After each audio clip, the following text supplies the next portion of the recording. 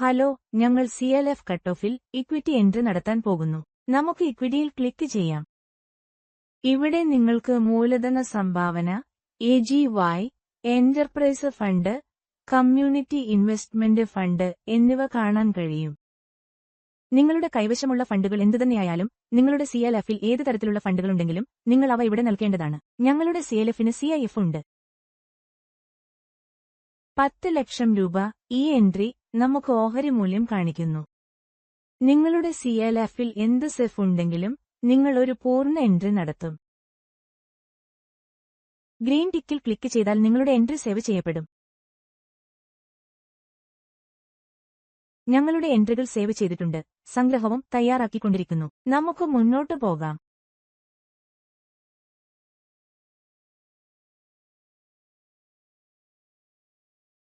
നമുക്ക് VRF ഉണ്ട്. നമ്മൾ VRF എൻട്രി ചെയ്യുന്നു. ഞങ്ങളുടെ കൈവശം 2 ലക്ഷം രൂപയുടെ VRF ഉണ്ട്.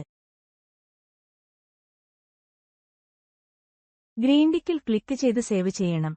അപ്പോൾ നിങ്ങളുടെ എൻട്രികൾ സേവ് ചെയ്യപ്പെടും. എല്ലാ എൻട്രികൾക്കും ഒരേ പ്രക്രിയയാണ് നൽകിയിരിക്കുന്നത്. സംഗ്രഹം ഇവിടെ തയ്യാറാക്കുകയാണ്. നമുക്ക് മുന്നോട്ട് പോകാം.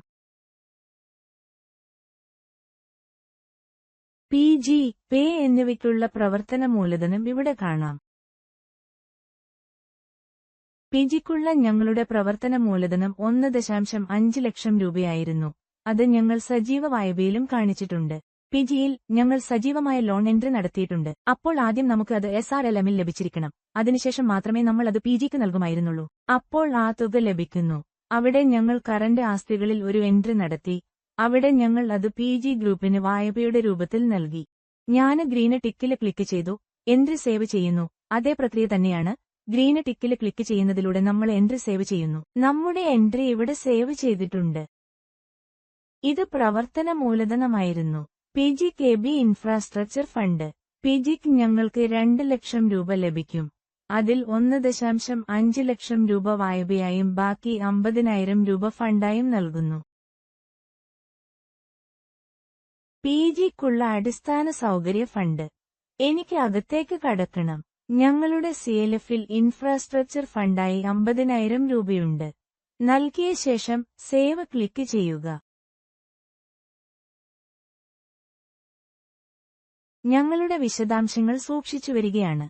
ഈ രീതിയിൽ നിങ്ങൾക്ക് എത്ര ഇക്വിറ്റി ഉണ്ടെങ്കിലും നിങ്ങൾ പ്രവേശനം നേടും. ഷെയർ ക്യാപിറ്റലും ഉണ്ട്. ഇവിടെ നിങ്ങൾക്ക് സർപ്ലസ് ആൻഡ് ഡെഫിസിറ്റ് കാണാം. ഇവിടെ 2 ഓപ്ഷനുകൾ കൂടിയുണ്ട്: സ്റ്റാർട്ടപ്പ് ഫണ്ട്, ക്യാപിറ്റൽ, റിക്കറിംഗ്. ഇതിനെക്കുറിച്ചും നമ്മൾ പിന്നീട് അറിയും. നന്ദി.